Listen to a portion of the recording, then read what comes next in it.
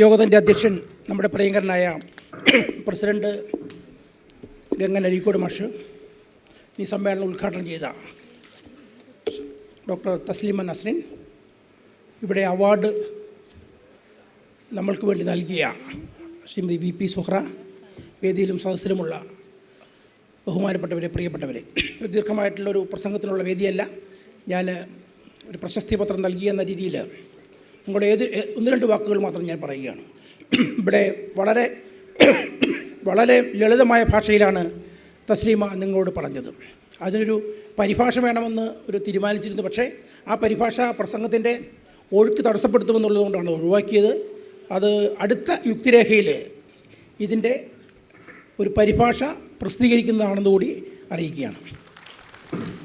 നമുക്കറിയാം, തസ്ലീമ അവർക്ക് വധഭീഷണി നേരിട്ടത് ബാബറി മസ്ജിദ് തകർത്തതിൻ്റെ തുടർന്നാണ്.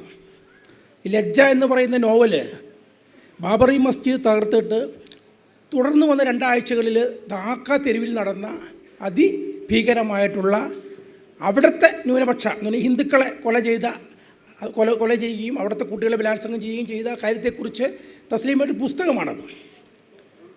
ആ പുസ്തകത്തെ തുടർന്നാണ് അവർക്കെതിരെ ഫത്വ വരികയും ഇപ്പോഴും ഈ മതകോടതികൾ തസ്ലീമയുടെ തലയ്ക്ക് വിലയിട്ടിരിക്കുന്നുണ്ട്. അപ്പോൾ അത്രയ്ക്ക് മാത്രം അതിഭീകരമായിട്ടുള്ള ഒരു ട്രോമയിലൂടെ കടന്നുപോയ തസ്ലീമ നസ്രീൻ നമ്മളുടെ ഈ യോഗത്തിൽ വരികയും ഉദ്ഘാടനം ചെയ്യുകയും ചെയ്യുന്നു എന്നുള്ളത് നമ്മുടെ സംഘടനയ്ക്ക് വലിയ മുതൽക്കൂട്ടാണ്. നമുക്കറിയാം, മതം എന്ന് പറയുന്നത് മതവും രാഷ്ട്രീയവുമായിട്ട് ചേരുമ്പോൾ വളരെ അതിഭീകരമായിട്ടൊരു കോമ്പിനേഷൻ. ആ മതവും രാഷ്ട്രീയവും ചേർന്ന ആ വൈറസ്, അതിപ്പോൾ ഇന്ത്യയിൽ ഇന്ന് ആ വൈറസ് ഹിന്ദു വൈറസ് ആണെങ്കിൽ ലോകത്തിലത് ഇസ്ലാമിക് വൈറസാണ്.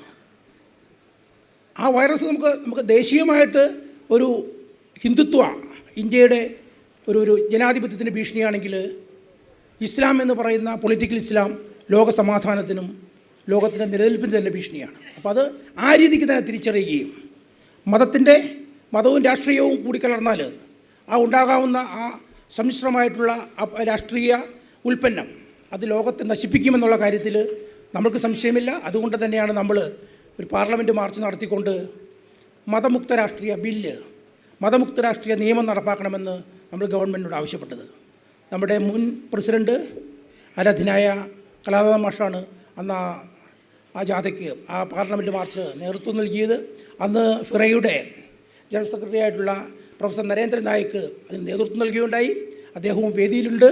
അപ്പോൾ ഈ ലോകത്തോട് വിളിച്ചു പറഞ്ഞ ഈ കേരളത്തോട് വിളിച്ചു പറഞ്ഞ ഈ മതത്തിൻ്റെ അപകടത്തെക്കുറിച്ച് വിളിച്ചു പറഞ്ഞ ഒരു സംഘടനയാണ് നമ്മൾ. അതുപോലെ തന്നെ Joseph sir, T Joseph sir വേദിയിലുണ്ട്.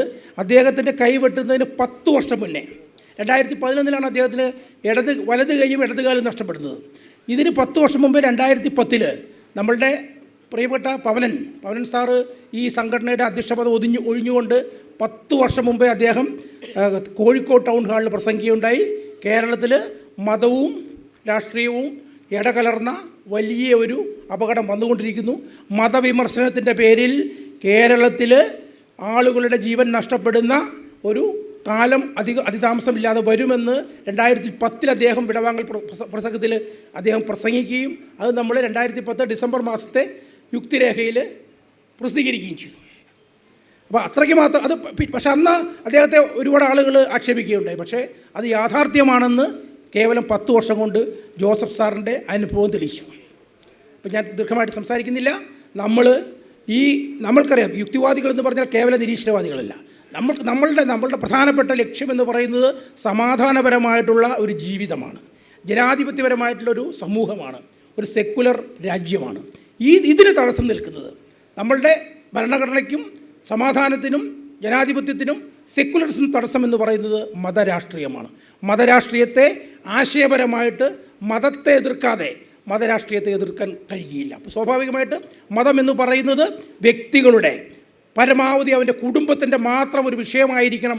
പൊതുസമൂഹത്തിലും വിദ്യാഭ്യാസ മേഖലയിലും രാഷ്ട്രീയത്തിലും രാഷ്ട്രത്തിനും മതമുണ്ടായിക്കൂടാ. ഈ ഒരു മുദ്രാവാക്യമാണ് നമ്മൾ ഈ സമ്മേളനത്തിൽ മതമുക്ത വിദ്യാഭ്യാസം എന്ന് പറയുന്ന ലക്ഷ്യം നമ്മൾ ആ ഒരു മുദ്രാവാക്യം ഉയർത്തിയിരിക്കുന്നത്. തീർച്ചയായിട്ടും അതിനുവേണ്ടി അടുത്ത 2 വർഷം നമുക്ക് 2027 അടുത്ത സമ്മേളനം വരിക.